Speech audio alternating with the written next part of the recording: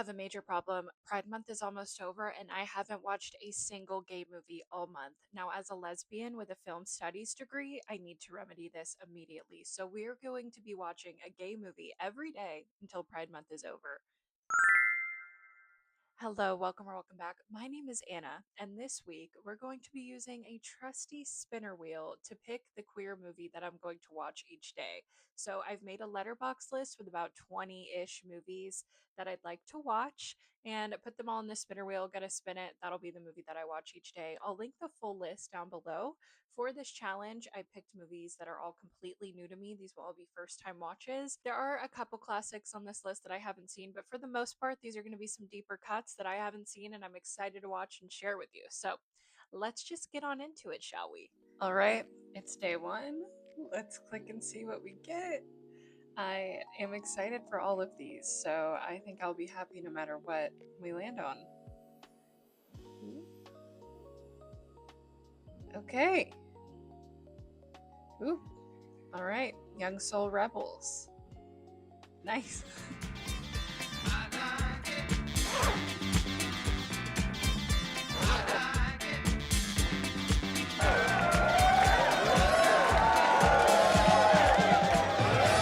Young Soul Rebels is a 1991 film directed by Isaac Julian, and we follow two disc jockey friends. We follow Cass, who's the gay friend, and Chris, who's the straight friend. The film opens with the murder of their mutual friend at a gay cruising spot, and we see the two men grappling with this murder, the emotions that it brings up in both of them, and we also see them trying to kind of solve the murder to figure out the why behind what happened and just make sense of it all in their different ways. But also, while this is going on, they're trying to expand their careers as disc jockeys. They want to get their own radio show. They're hosting and DJing at parties and things like that. So we're really seeing a lot of different things going on in this movie. And in that way, it feels like a very quintessential 90s gay indie movie. Because, yes, is the plot a little convoluted and confusing? Is there maybe a little too much going on? Does it kind of feel like the director and the writer thought, this is probably going to be the only time I get to make this movie, so I'm just going to throw all of my ideas out there and see what sticks? Yes, but do you kind of love it anyway? Is it kind of charming anyway? Is it fun to just watch people create stuff and have so much fun doing it that you just can't help but enjoy yourself while watching it? Also, yes. The actual murder plot is pretty confusing. In my opinion, I don't think it makes a lot of sense. But what's so interesting about it is not necessarily who murdered who and why, but more the emotions that it brings up in these men. We see our gay character, Kaz, really reflecting and grieving the murder of his friend and seeing a lot of himself in that. And it's an interesting representation and visualization of how a lot of queer Black men, I'm assuming, felt in the early 1990s around this time, and how all of these terrible things are happening all around you and how it could easily have been you as well. We see Kaz grappling with that and entering this very depressive state. And I thought that that was very interesting. And I wish we spent more of the film there. But what I will say is, I think that this movie focuses a little bit more on the straight protagonist, Chris. We see him, trying to solve this case. We see him getting into relationships and really going after his disc jockeying career. And at a certain point, with our gay protagonist, Kaz, we're not so much seeing his grieving process anymore, but there's another B plot where he gets in a relationship with a white punk. Okay, my light died, so this is just what we're working with for the rest of this video. Apologies. But as I was saying, this white punk that our gay protagonist Kaz starts dating is kind of what you would probably imagine as like the quintessential white progressive alternative ally who thinks that he almost knows better than actual people of color and what they need. And his heart, I would say, is probably in the right place, but because he grew up in privilege, he's just very ignorant and almost gives you a lot of secondhand embarrassment to watch. And while I do appreciate all the ways that this film is talking about racism and ignorance and privilege within the punk community in the UK in the early 90s, I do think it's a little disappointing to me that our gay characters storyline just kind of slowly devolved into focusing on his relationship with his white boyfriend. All that being said, I do think that this film is worth a watch, especially if you're into like techno music. The music in this film is so great. Isaac Julian is also a photographer, I believe, and the way that this film is shot, You can totally tell it's framed so beautifully, which I feel like with these 90s indie kind of movies isn't always the case. So it's a treat to watch a film like this that is actually shot very well. I don't rate movies anymore, but I would say that I'd recommend this to you if that's your jam. All right, let's see what I'm gonna watch tonight. You might notice that this is already Butch Camp, and that's because I spun this wheel for fun and then realized what a mistake I made because I got Butch Camp, which I really want to watch, and I know it's probably not gonna give me that again. So let's see. Whatever I get will be good. Oh man. Oh, well, that is a very different vibe. Sunday Bloody Sunday. That is a very different vibe from Butch Camp, but I'm still excited to watch it and give you guys my thoughts.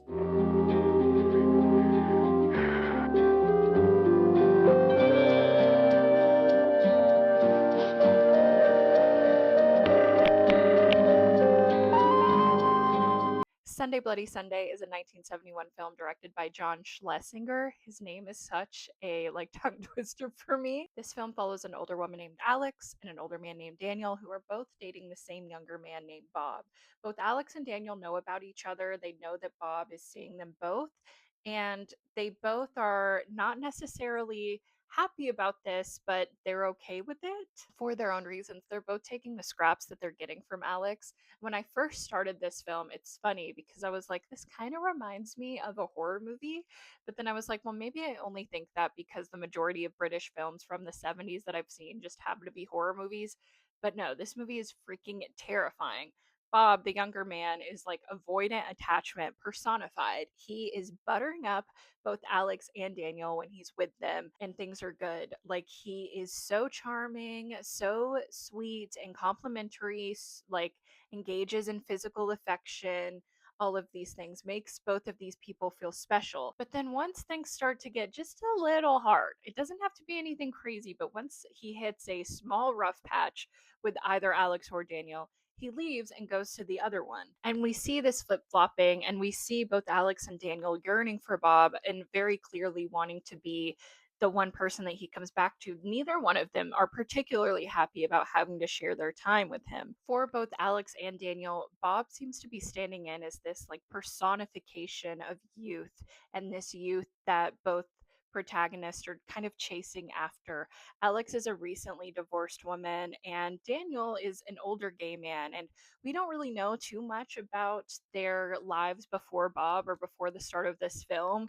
But I think there are things that we can assume, seeing her as a recently divorced person or Daniel as an older gay man in the 1970s. Like they both have different reasons now to want to be exploring their youth. Does this make sense? Like there's a level of almost arrested adolescence or this midlife crisis that they're both experiencing, and Bob gives them these little bursts of like teenage early 20s love and memories and feeling wanted in that way that they aren't able to give to themselves.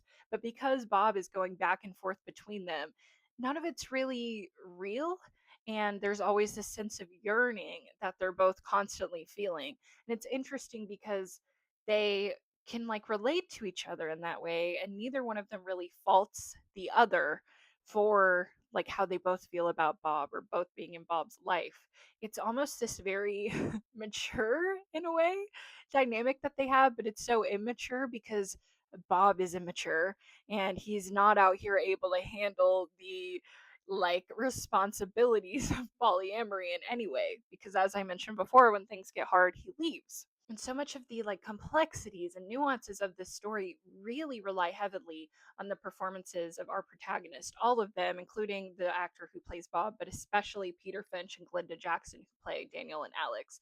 They do a fantastic job. I really enjoyed this movie. I think it is probably my favorite, spoiler alert, of all the films that I watched this week. I couldn't recommend it enough. This is my first Schlesinger, and now I am so excited to watch more. So would definitely recommend this one if you haven't seen it. And I'm glad to have watched one of the like classic gay movies that were on my list and to cross this one off.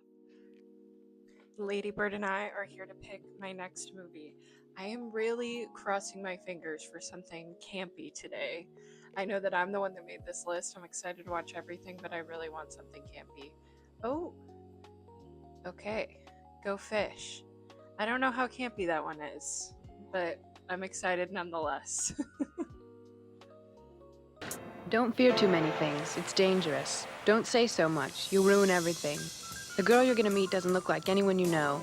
And when you meet her, your toes might tingle, or you might suppress a yawn. It's hard to say. Don't think about it every second, but just don't let yourself forget. The girl is out there. Go Fish is a 1994 film directed by Rose Trochet. Go Fish follows a young lesbian named Max who really wants to be in a relationship, okay? Like all of us lesbians, she's constantly yearning. She wants someone to share her life with. But Max is also pretty judgmental. She has the ideal type of woman that she wants to be within her head, and because nobody is exactly the ideal type that she wants, she ends up being alone or pushing people away who might actually be good for her. So Max's friend sets her up with her friend Eli. And at first, Max is pretty judgmental of Eli. She's like, no, this isn't my type. Like, she's ugly. But then we see their romance slowly blossom. Similar to Young Soul Rebels, this is a quintessential 90s indie queer movie in that is the acting great? No. Is the script really that great? Maybe. There's some shining moments for sure. Is it oozing with charm? Do you love the fact that it exists? Do you love watching everyone involved having so much fun?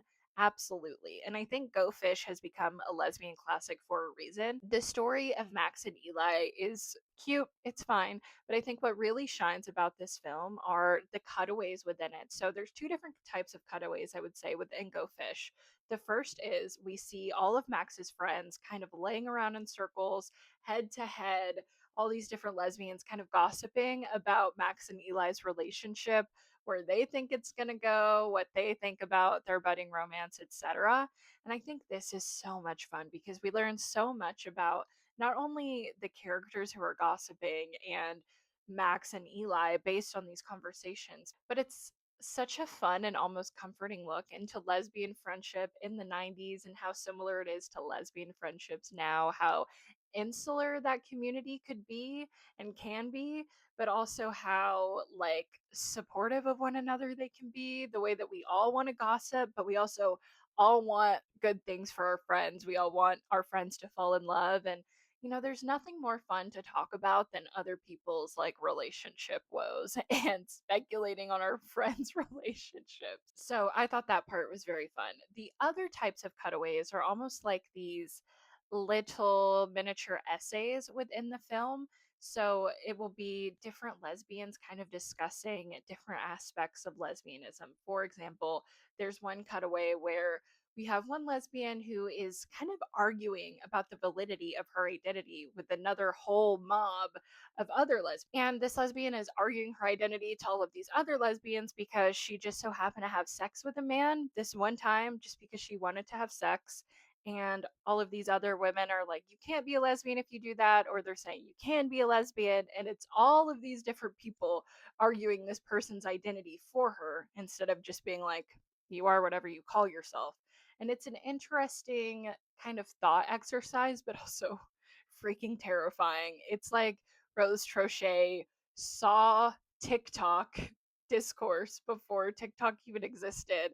And, I guess lesbian discourse has just been around since lesbians have been around. So, but again, I thought that those little essays were very fun and similar to Young Soul Rebels, where it feels like the director is just throwing everything in his mind at the wall to see what sticks. It really feels like Rose Trochet was doing that here, that she just had so many ideas, so many things she wanted to say about lesbianism and the lesbian community that she wanted to incorporate in this film using Max and Eli's romance as kind of the background or the reasoning for this film to exist and for all of these ideas to come out on the table. And I think that's really fun. It's really cool. And now living in 2026, it's almost like 1994 doesn't feel like it was really that long ago, but it's almost over 30 years ago. And to see the ways that the lesbian community is still very much the same, but also very different, I think is really cool and really interesting. I would say if you are also a lesbian and you're in film school, I would put this on your list. I think this is pretty quintessential lesbian viewing, or, if you're anybody, if you're any type of queer person, any type of film person in general, I would recommend this one. I think it's a really cool piece of indie filmmaking.